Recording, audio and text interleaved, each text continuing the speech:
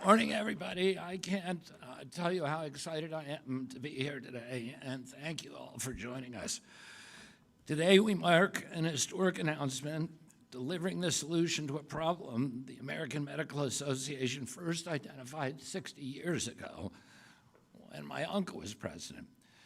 Together with the Department of Education Secretary Linda McMahon, I'm pleased to announce a transformative breakthrough in medical education that will reshape as the way that we train doctors in our country and deliver on President Trump's promise to end the chronic disease epidemic in America. 53 medical schools across 31 states are driving the national movement to champion nutrition education and reshape the future of medical training.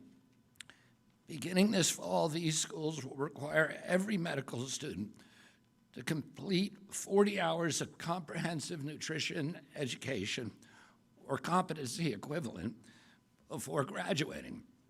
More than 30,000 physicians each year will now graduate equipped with nutrition education to help prevent, treat, and reverse chronic disease. This is how we implement the MAHA agenda. This is how we make America healthy again. I want to give a special thanks to Florida Congressman Vern Buchanan for being a champion for nutrition. He told me this morning that he'd spent 40 years advocating for this. And I'm very, very grateful for all of your work and your leadership. And he authored a letter to the accreditors last fall supporting our nutrition efforts.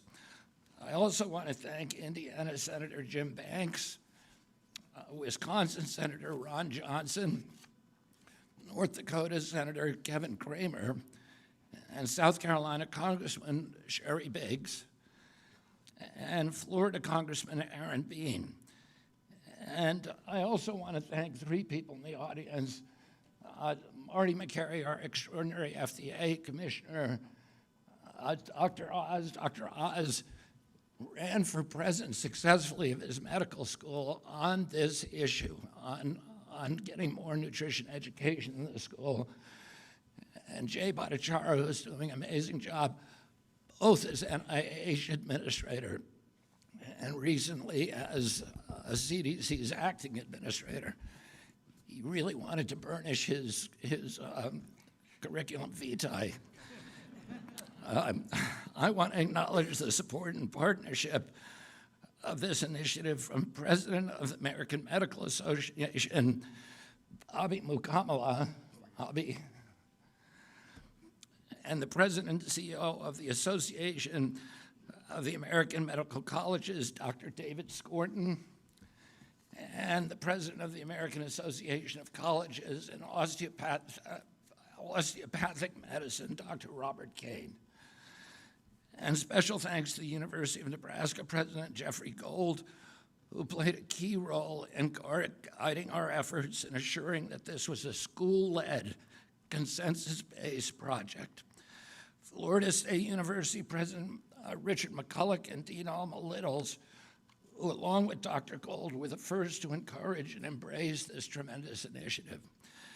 Thanks to the deans and senior officials representing 53 medical schools, as well as leaders in medical accreditation who have been working on this exciting announcement that we're going to unveil later in the day. And special thanks to Dr. Travis Smith and Sam Waters for their relentless work to make this a reality. Thank you all for being with us today. We know why we are here. Chronic disease is overwhelming our country, and it is accelerating. We spent when my uncle was president, we spent $0 on chronic disease in this country. Today, we spend $4.5 trillion a year on healthcare, and 90% of it goes to managing chronic disease. Poor nutrition is often at its core. 6 in 10 American adults live with at least one chronic disease. 4 in 10 live with 2 or more. 38% of our teens are pre-diabetic or diabetic. Nearly 40% are overweight or obese. Almost 1 in 5 adults has non-alcoholic fatty liver cancer. When I was growing up, doctors rarely saw any of these conditions in children, and now they are commonplace. The AMA, the AAMC, and ACOM have sounded the alarm. Medical education must teach the science of nutrition. Yet today, the average medical student report receiving less than 2 hours of nutrition education every year, and that ends now. In conversation after conversation with leading researchers and medical school deans, I heard the same message. America's academic institutions stand ready to lead. They want to bring the full weight of American science to this crisis, and they want to move faster than anyone thought was possible. Our doctors are among the most dedicated and professional in this country. They chose this calling to heal. The leaders in this room are not the obstacles to reversing chronic disease. They are the solution. Today's announcement strengthens the doctor-patient relationship. It equips physicians to work hand-in-hand with dietitians and other health professionals. And it shifts our system toward prevention instead of perpetual prescriptions, with the promise to lower healthcare costs in the process and to give us higher quality and better health. To accelerate this effort, HHS will invest $5 million through a multi-phase NIH Nutrition Education Challenge, thanks to the leadership of Jay Bhattacharya. We will support curriculum development and fund clinical training and gold standard science. We will extend this effort beyond medical schools to residency programs, nursing, dietitian, and nutrition science programs nationwide. To be clear, today's announcement is not the Trump administration dictating medical curricula. Today represents a mutual recognition that HHS and leaders in American medicine can come together to advance shared goals and interests.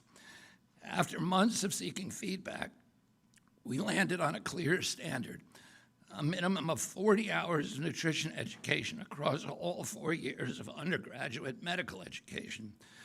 For schools that felt competency-based learning was a better benchmark for mastery, we partnered with national experts and those medical schools to build a framework grounded in gold standard science. 71 evidence-based competencies across 10 domains. These competencies are not a curriculum, and they are not a mandate. They are one resource among many and a non-exhaustive list.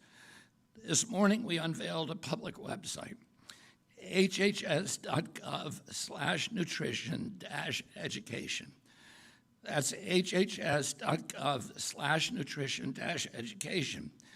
If you visit this website, you can see whether your alma mater or the medical school you're considering is on the list. And you can click through to see medical school commitments and their plans for putting nutrition in the classroom. This website is not just about us championing their efforts. It's a public commitment from these institutions to hold themselves accountable, to be a public leader and a catalyst for change. Additionally, the HHS Office of the Assistant Secretary for Health, led by Admiral Brian Christine, will soon require the more than 5,000 officers in the Commission Corps of the U.S. Public Health Service to complete continuing nutrition education as part of their professional requirements. Admiral Christine and his team will convene national experts in the coming weeks to ensure that our Commission Corps is equipped with the leading science to best serve the country. At HHS, we are leading by example. This is how the movement starts.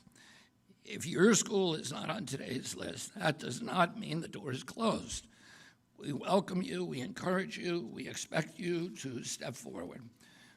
We thank you very much, and we want every medical school in America to participate. This is one of my proudest days at HHS. I want to thank you, the deans and presidents of America's leading medical schools on the days and in the audience, and the AMA and the other organizations that have worked with us for months to achieve this monumental accomplishment. You've shown yourselves to be dedicated champions to the battle, in the battle to reverse America's chronic disease epidemic. Thank you all very, very much. I now welcome my friend and my colleague, Linda McMahon. Linda's become a very, very close friend, and my niece, Zoe Hines, recently signed a contract with WWE, which Linda has a lot to do with, to become a wrestler, and I'm really looking forward to knowing so many good doctors who can treat her after